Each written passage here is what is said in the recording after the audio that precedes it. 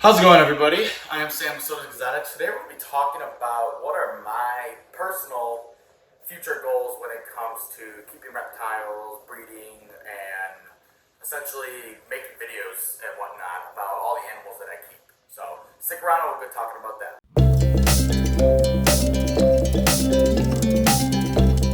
So for anybody who may be following the channel around, I keep a wide variety of reptiles. If you look throughout my videos, I keep crested geckos, I have one frog, I have a couple of snakes, but majority of my animals is isopods and tortoises. And the reason for this is because turtles and tortoises are my favorite animal. They've always have been. It was the very first pet that I've ever gotten. And throughout my life, I started with keeping these, and I eventually, after a little bit of a recess for college and stuff, I jumped back into it. Basically, my last year of college, I started really getting back into watching YouTube videos about reptiles and whatnot. And crazy enough as it sounds, this is already just a little bit over 2 or 3 years ago now. So I haven't even been back in the reptile hobby very long, but I've definitely jumped headfirst into keeping all these animals. Now, with me being someone who loves turtles and tortoises, I want to mainly work with them, but I don't. So like I said, I keep a wide variety of animals. A lot of the animals that I do have, such as my crested geckos, were actually just gifted to me. And if I get an animal gifted to me that's something I'm interested in, I'm definitely going to keep it. If anything were to be gifted to me and I decide, I don't really want this, I would always let a person know before giving it out or possibly even selling it. I like the whole idea of just flipping an animal. But that's something for another topic. But any animal I do receive, most times I do enjoy the animal and I do tend to want to keep it. So a lot of my animals, for example, my crested geckos, I was gifted all my crested geckos, and now I'm working on building a full wall with my bioactive enclosures. So I got one tank, a little bit about almost ready, and then I have an empty tank, and then I'm going to be selling this white PVC one, cleaning it out, because as much as I love white PVC, I want to have a wall of nice, beautiful planted enclosures. I tend to gravitate more towards white enclosures than I do black enclosures, because to me it's a little bit more nice to see in the sunlight. It's more bright. It makes the room light up a little bit more rather than keeping it nice and dark. I prefer white, and most of, if not all, my enclosures are white. Now, with most of my animals being turtles and tortoises, I've got 2 types of functions I'm kind of doing with those.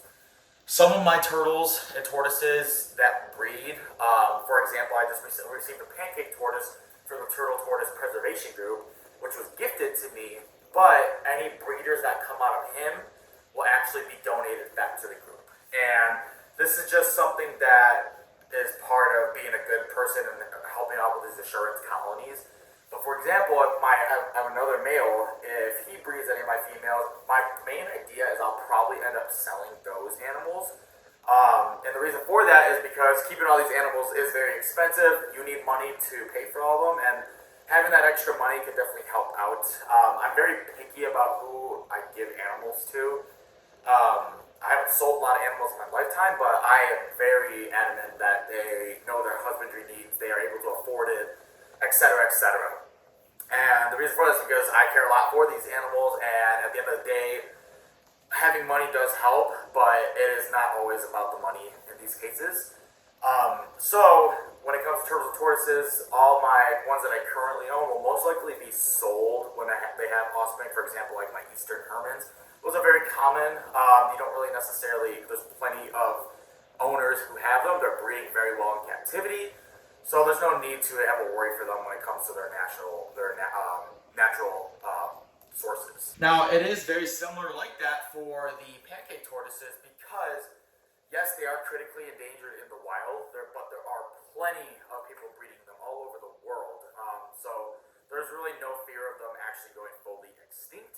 But again, because of my morals, I would say, when it comes to keeping these animals and the animal that I was donated, any offspring that are produced from the male that I was donated will be returned back into the group. And that was completely donated. But other offsprings from my other male, those will actually be sold to help basically maintain and that I do currently keep. Now, when it comes to my snakes, I own 7 hognose snakes. Last November, so 2022 of November, I really got addicted to hognose snakes. I was on the morph market every single day just looking at hognose snakes because I wanted to be a breeder of them. Now, moving back into fully deciding that I wanted to make it my main priority to breed tortoises, I kind of jumped off that ledge, but I still own 7. So my idea is I'm probably going to, and I've been debating this quite a bit, but I got a full hatchling, I got not a full, but a big hatchling rack, and I could keep plenty of mice in stock and all that. So having my current snakes, I will definitely probably, we don't know for sure yet, probably be keeping them and breeding those out. And the idea is any offspring that I get from my hognose snakes could also help in turn produce extra income for keeping all my other animals. And I really do enjoy hognose snakes. They're one of my favorite reptiles, honestly, when it comes to keeping reptiles. They're very interesting, they're spunky, they stay small, which is great. I like smaller snakes for some reason. So for that, I'm going to probably be hanging on to the hognose snakes, but this is nothing that's set in stone because obviously I could sell them and make quite a bit of money, but over the long run, who knows how that's going to really help me out. It does cost money to maintain them, but again, this is just stuff that's along the roads. I do have a relatively large basement to house all my animals in, but it's already filled up to the brim. I got no space in here just because of the layout of our basement. It's got a door like halfway through, and there's a fireplace that I can't cover up in front. So I gotta kind of mix and match plans around, which I'm sure most people who keep reptiles all deal with as well. Now the isopods I will be permanently keeping. I do not handle a lot of isopods or keep a lot of isopods, but it's just enough. It doesn't take a lot of time out of my week. Literally, I just check on the isopods once a week, feed them, spray them down, everything's good to go. And all my colonies of isopods are doing phenomenal. So the idea is I keep the isopods because 1, I use them for my bioactive enclosures that I build, and 2, I sell quite a bit of isopods locally, and once I start getting into the shipping aspect of things, I think I'll be able to boost up revenue a little bit more. So the isopods I do plan on keeping. I don't necessarily plan on buying more isopods, but I am willing to trade for more species because I am really interested by them. There's hundreds of different forest varieties, colors, sizes, and shapes of isopods. So isopods are definitely going to stay in my animal room. It's mainly just the tortoises that'll be my main focal point because I got huge tubs and stuff that I need to build for these animals. Tortoises require a lot of space, and a lot of people don't realize that when buying them, is that they actually do require quite a bit of space. So providing that large space enough for them, especially if you're cohabbing. A lot of breeders cohab their tortoises. I cohab my tortoises for the same species. If you're cohabbing them, they sometimes can get into quarrels. Males will fight each other. Males will try to overbreed females. So you gotta keep an eye on all these animals when you're cohabitating them. And having a big space where they can get away from each other as much as their ability does help. So the reason I wanted to make this video is just kind of give everybody a grasp of what I do, what I keep. I will do a full reptile room tour at some point, but as of right now, I do not think a lot of these enclosures are up to par to what I would like.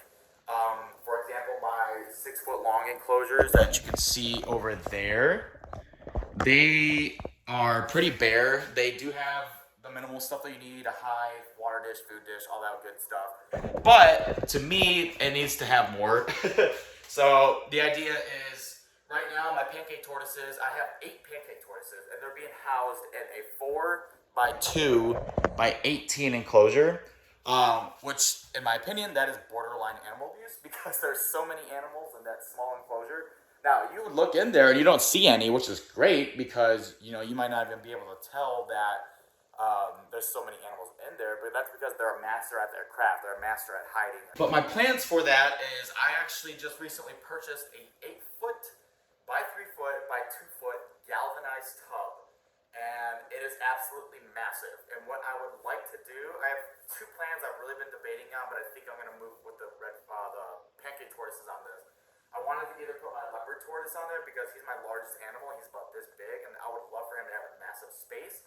Or I could put the pancake tortoises in it and build a beautiful large enclosure that would be perfectly suited for them, especially considering their cage right now is very small for them.